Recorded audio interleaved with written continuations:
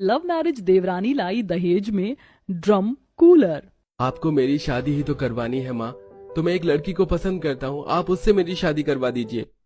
चल बेटा ठीक है, वैसे भी आजकल बच्चों की शादी जबरदस्ती नहीं करवानी चाहिए, बहुत उल्टे सीधे केस सुनने को मिलते हैं शादी के प्रति। चल फिर ठीक है। माँ वैसे दहेज का क्या हिसाब किताब रहेगा? मेघना बहुत गरीब परिवार की लड़की है। अरे बेटा मुझे कोई दहेज नहीं चाहिए। दूर खड़ी सपना ये सब सुनकर, अरे माँ जी देवरानी जी से दहेज नहीं लेंगी, मुझसे तो भर भर के दहेज लिया था इन्होंने। अच्छा तो देवर जी भी किसी लड़की को पसंद करते हैं, बताया भी नहीं अपनी भाभी से। अरे नहीं नहीं, मैं तो बस बताने ही वाला था। अब पूरे विधि विधान के साथ वरुण अपनी मनपसंद लड़की से शादी करता है। मेघना का गृह प्रवेश हो रहा होता है, जहां मेघना अपने साथ दहेज में ड्रम कूलर लेकर आई हुई होती है। जब देवरानी जी को सासू माँ ने पहले ही कह दिया था कि उन्हें कोई दहेज नहीं चाहिए, तो ये देवरानी जी अपने साथ प्लास्टिक का ड्रम कूलर क्यों लेकर आई हैं? आओ बहू रानी घर के अंदर आओ। वैसे बहू ये क्या है, ड्रम के आकार का कूलर? माँ जी देवरानी जी आपको दहेज में और कुछ नहीं मिला लाने को, जो आप ये खटारा ड्रम कूलर बना कर ले आई हैं? अरे तुम दोनों सास और जेठानी की बातें खत्म हो गई होंगी तो बहू को अंदर ले आओ, उसे गर्मी लग रही होगी। अगले दिन सुबह मेघना अपनी पहली रसोई का खाना बनाकर अपने ससुराल वालों को खिलाती है। क्या बात है बहू, खाना तो बहुत स्वादिष्ट बनाया है। शुक्रिया माँ जी। इसी तरह अगले दिन शाम को मेघना के कमरे के दरवाजे को खटखटाती सपना। अरे देवरानी जी क्या कर रही हो कमरे के अंदर? देखो शाम हो गई है, रात के खाने की तैयारी नहीं करनी क्या? तभी दरवाजे के बाहर आवाज आती है। हाँ जेठानी जी आ रही हूँ, बस थोड़ी देर रुकिए, अभी मैं कूलर में पानी भर रही हूँ, मुझे थोड़ा वक्त लग जाएगा। भैंस की आंख, यहाँ मुझे इतनी गर्मी लग रही है और वहाँ देवरानी जी अपने खटारा ड्रम कूलर में पानी भर रही है, हद हो गई है। ठीक है, फुर्सत मिल जाए तो बाहर आ जाइएगा। 1 से 1.5 घंटे बाद मेघना कमरे से बाहर आती है।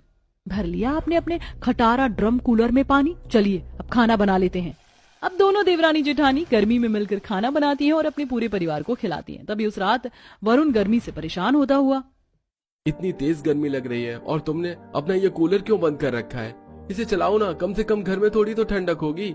क्या कूलर? उसकी तो तार जल गई है, वो तो नहीं चल पाएगा। हो, मुझसे तो इतनी गर्मी में सोया ही नहीं जा रहा है, मैं छत पर सोने जा रहा हूँ। अगले दिन सुबह जब वरुण सीढ़ियों से बिस्तर लेकर उतरता है तो उसकी माँ और उसकी भाभी ये सब देखकर, अरे बेटा तू रात कमरे में ना सोकर छत पर क्यों सो रहा था? हाँ देवर जी आप छत पर क्यों सो रहे थे? आपके कमरे में तो कूलर है। तभी वहाँ मेघना आती है। वरुण जी उठ गए आप? हाँ उठ गया। अच्छा सुनो, चलो मैं तुम्हारा खराब ड्रम कूलर ठीक कर देता हूँ, कल रात खराब हो गया था ना। क्या ड्रम कूलर खराब हो गया? कोई बात नहीं, इतनी गर्मी है, जा ठीक कर दे बेटा। वरुण हाथ में पेचकस प्लास लेकर ड्रम कूलर की तरफ बढ़ता है कि तभी मेघना, अजी रुकिए, कूलर मत छूइए, वो आपसे ठीक नहीं होगा, ऐसे मैं ही ठीक कर पाती हूँ, और एक तार ही तो टूटी है, वो मैं खुद ठीक कर लूंगी, आप नहा धोकर ऑफिस चले जाइए। दूर खड़ी सपना, अरे ये देवरानी जी इतना घबरा क्यों रही हैं और कूलर भी नहीं छूने दे रही देवर जी को? आखिर ऐसा क्या है इस ड्रम कूलर में, पता लगाना पड़ेगा। अच्छा ठीक है। इसी तरह अगले दिन मेघना मार्केट जाती है और कुछ देर बाद काले रंग की पन्नी में सामान भर कर लाती है। ये इतने बड़ी काली पन्नी में क्या है बहू? कुछ नहीं पिताजी, बस मेरा कुछ निजी सामान है। मेघना पन्नी को लेकर अपने कमरे की तरफ आ रही होती है कि तभी, शॉपिंग पर गई थी क्या देवरानी जी? पर ये काली पन्नी किसी ब्रांड की तो नहीं लगती, कहाँ गई थी आप? मैं पास की दुकान पर गई थी अपना निजी सामान लेने। अब काली पन्नी देखकर तो जेठानी जी आप समझ सकती हो ना कि एक औरत क्या ही लेकर आई होगी। अच्छा ठीक है, कोई नहीं, जाओ जाओ।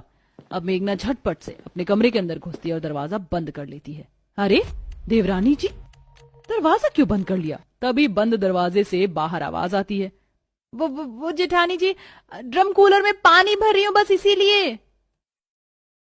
ये देवरानी जी अपने ड्रम कूलर में पानी दरवाजा बंद करके क्यों भरती है? इनके खटारा ड्रम कूलर में कोई नौलखा हार छुपा हुआ है क्या, जो कोई चुरा लेगा? हद हो गई मतलब।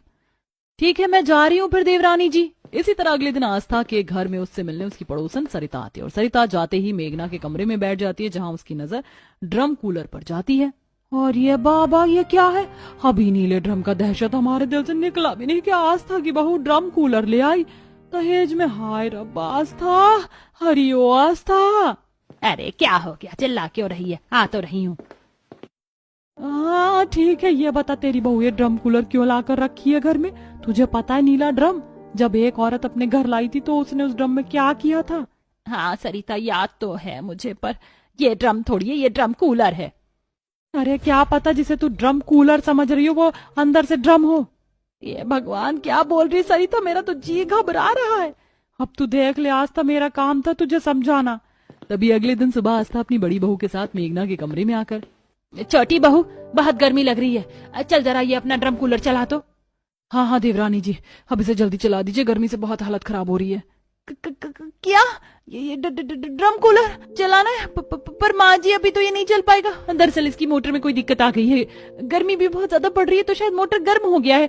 मैं कमरे का पंखा ऑन कर देती हूँ। नहीं रहने दे बहू, पंखे की हवा तो मैं अपने कमरे में भी खा लूंगी। चल बड़ी बहू। कमरे के बाहर खड़ी आस्था और सपना, देखा माँ जी, आखिर देवरानी जी ने अपना ड्रम कूलर नहीं चलाया ना। आप मानिए ना मानिए, इस ड्रम कूलर के अंदर कोई तो राज छुपा है। कहीं इस ड्रम कूलर के अंदर सोने जेवरात तो नहीं? नहीं बड़ी बहू, सोने जेवरात नहीं हो सकते, क्योंकि ये गरीब घर से है। मेरे बेटे ने कहा था, क्या पता इसकी माँ ने इस ड्रम कूलर में कोई जादू टोना करके भिजवाया हो। तभी अगले दिन रात में वरुण गर्मी से परेशान होकर ड्रम कूलर चलाने जाता है। वरुण जी कूलर मत चलाइए। क्यों, तुम्हारे ये ड्रम कूलर आज फिर खराब है? अरे मुझे तो समझ में नहीं आ रहा है कि तुम्हारा ये ड्रम कूलर कभी हवा देता भी है कि नहीं, क्योंकि मैंने तो आज तक तुम्हारे ड्रम कूलर की हवा खाई ही नहीं। पता नहीं ये ड्रम कूलर है या कोई पुश्तैनी खजाना जो न कभी खुलता है न कभी चलता है। अब देखते ही देखते पूरे परिवार का शक ड्रम कूलर के प्रति बढ़ता ही जाता है। तभी एक दिन आस्था सपना वरुण के साथ मिलकर, बेटा सुन, जब तक बहू बाहर गई है चल हम उसके ड्रम कूलर को खोलकर देखते हैं कि आखिर इसका ये ड्रम कूलर है कैसा, जिसमें पानी तो भरते हैं लेकिन कभी चलता नहीं। हाँ माँ, ये तो मुझे भी जानना है। और मुझे भी। वरुण पेचकस प्लास लेकर ड्रम कूलर के विंडो को खोलने लगता है। वरुण जैसे ही पेचकस घुमाता है, विंडो के साथ साथ कूलर में लगी पंखुड़ी भी टूटकर गिर जाती है, जैसे मानो उसको फॉर्मेलिटी के लिए लगाया हो। हैं? एक झटके में इसके तो पुर्जे पुर्जे बाहर आ गए देवर जी। एक सेकंड भाभी, फोन का टॉर्च जलाकर दीजिए तो। ये लीजिए देवर जी। माँ भाभी, ये कोई ड्रम कूलर नहीं बल्कि साधारण नीला ड्रम है जिसके अंदर बच्चों के ढेर सारे कपड़े रखे हुए हैं। क्या बच्चों के कपड़े? तभी वहां मेघना आती है। मेघना, ये सब क्या है?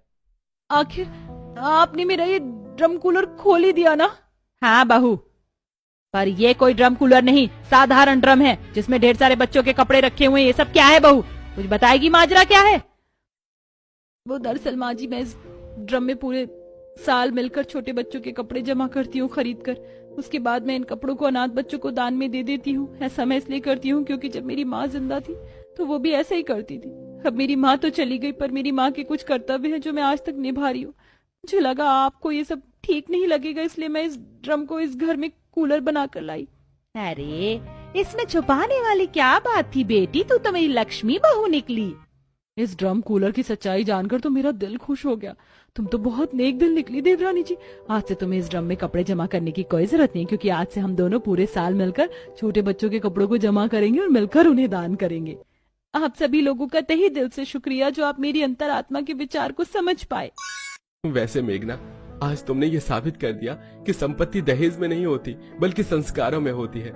छोटा सा ड्रम भी बड़ा सपना पूरा कर सकती है। इस दिन के बाद से मेघना के साथ साथ मेघना के ससुराल वाले भी अनाथ बच्चों को कपड़ा दान करने लगते हैं।